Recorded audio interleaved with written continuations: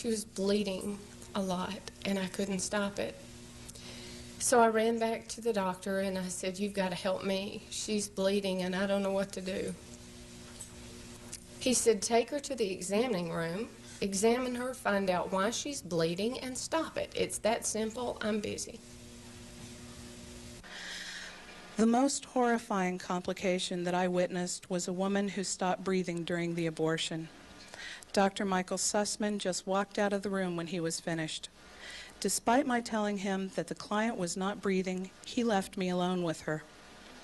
When Dr. Sussman was forced to return, we didn't even follow emergency protocol for that situation.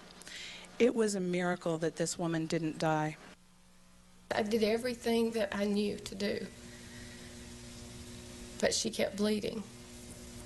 So I called an ambulance so that we could get her to the hospital and they could help her. He found out that I called the ambulance and got very angry. He canceled the ambulance. He told me, he said, "I'm the doctor here. I'll make those decisions." He said, "We cannot send this patient to the hospital in this condition. They'll hang us." He said, "Now try to stabilize her." But by this time, there was blood all over the room, all over me, all over her. It was pouring like a faucet, and I couldn't stop it. So I ran back to him, and I said, "Please help me. If you don't help me, she's going to die." He said, "Fine, call the ambulance. I have a plane to catch." And he left the building. I called the ambulance. It took 20 minutes for them to get there. And during that time, I realized that I was not a doctor. And it scared me so much that I was put in that position, that I let myself be put in that position, to try and save a life that I was not qualified to try and save. The other thing that ran through my mind was that doctor. You see, he was my hero. He brought me up from nothing, and I was making approximately $100,000 a year and doing real well. But at that moment, I seen him for who he was. He was a coward, and he had ran out on the patient that needed him. So they transported her to the hospital, and I was so glad that she was just gone, that she was with doctors that could take care of her problems, and that that responsibility had been taken off of me. Until the hospital called me and told me that she had died. I started having nightmares. Every time I would close my eyes, I would see her face. The guilt was just so bad that I was feeling for her. The anger that the man that I had looked up to was so negligent. And it just almost destroyed me. Then the medical board subpoenaed her records. He went one step further and changed her records to make it look like he was not as negligent as he was. He gave me the original records out of her chart and ordered me to go to the basement and burn those records. He said, "We can't go to court like this." He said, "They'll hang us. We've got to cover this up." He said, "Now you burn those records right now." But I couldn't do that. I took the records and put them in my briefcase because I knew I couldn't lie for him on this one. I couldn't cover for him any longer. We had a personal shredder in my office for that purpose. There would not have been a medical record if the DA had shown up on my doorsteps the next morning. So I went to the medical board. I went to the DA, to the district attorney. I turned over all the information of all the negligence that we had done. I turned myself in for practicing medicine without a license and gave them the proof that I was doing that. They told me that they wanted me to stay employed with him. They wanted me to continue to gather information for them. They said they had a clear-cut case of negligent homicide, but they wanted more. So I continued to work for him and continued giving them information.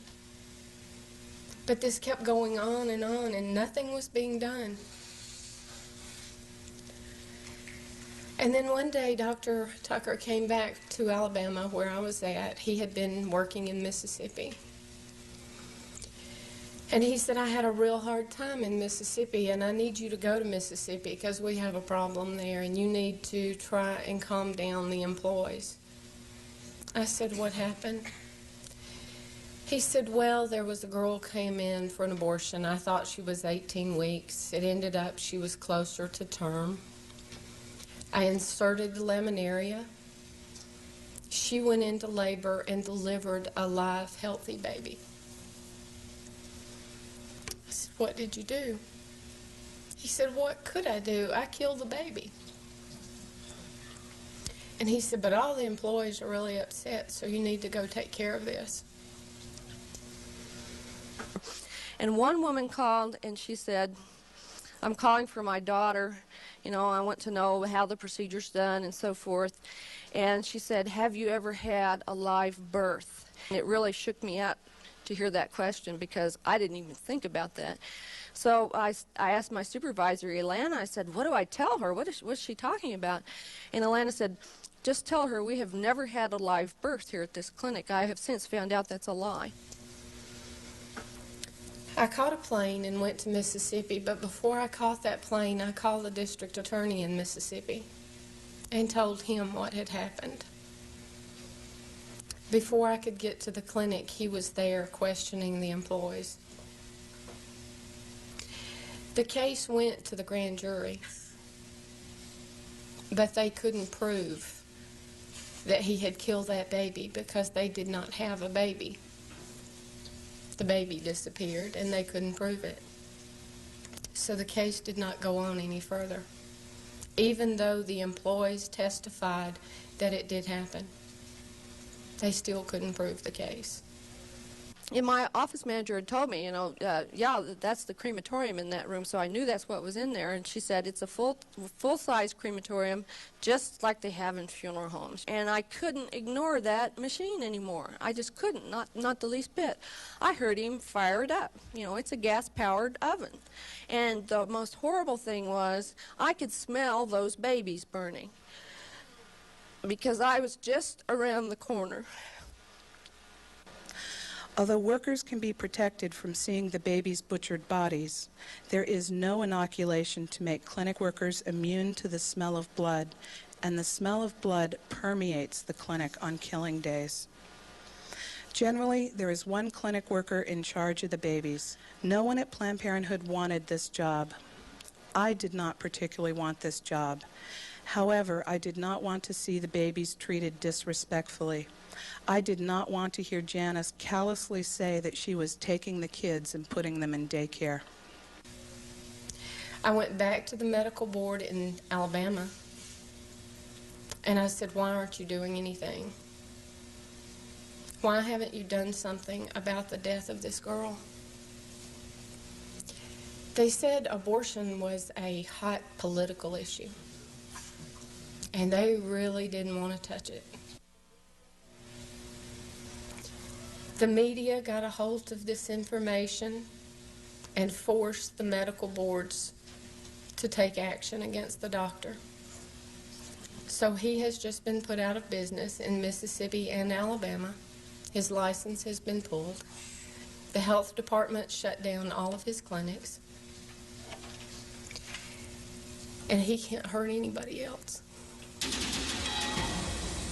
Money rules the abortion business, as it does most businesses. All the talk of looking out for women is only a pretense for luring more women into the clinic. Let's look at how the abortion industry protects itself.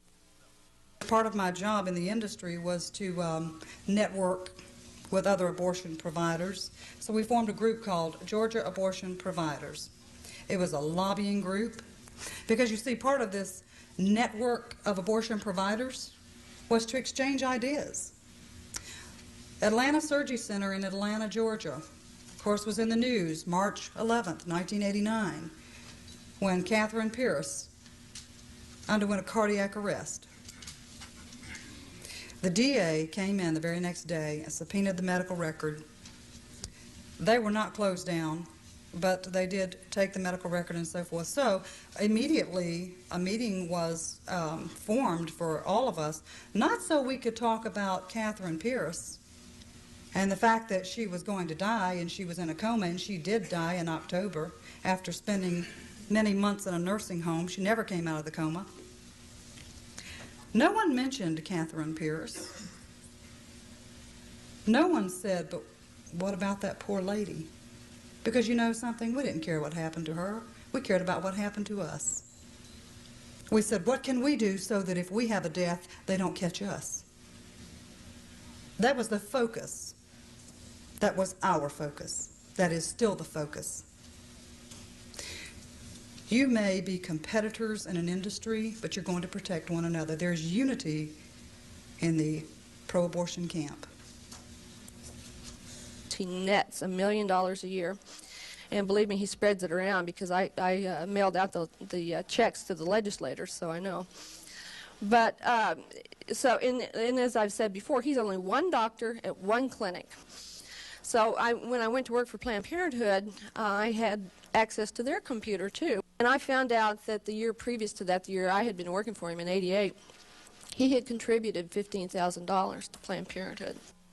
I recall one particular campaign at a NAF conference where a young lady stood up and said, "We are going to start the SOAP campaign." And that means that all of you abortion providers, when you sleep with your senators and your congressmen, you take a bar of soap. And when it comes time for him to vote, you mail him the soap from that hotel, and you remind him of where his vote needs to be. They play dirty, folks. I began to wonder if we were really caring of these women, or if we were just working for another corporation whose only interest was the bottom line. In the future, I do believe that we are going to begin to have to deal with a generation of women who have hepatitis B, who are HIV positive because they contracted it through an abortion procedure. If you reuse a vacuum aspiration cannula, you're going to infect the next person. But when you get busy in a clinic, there is no time to sterilize instruments. I'm sorry.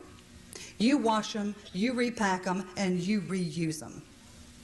And then when the state comes in to look at your logbook, they have these nice little strips that you just stick in the autoclave, and you put a date on there and you put a time, and we stick them in by the handfuls. And then we take them out and they show that we ran 15 loads that day, when we didn't. The differences in these clinics have to do with state regulations. The state of Virginia is regulated. Medical staff is required.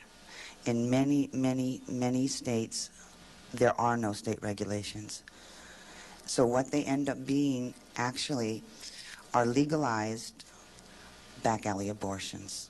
The state of Georgia is one of those states that is very heavily regulated, or technically very heavily regulated, meaning that they are subjected to an annual inspection by a governing body.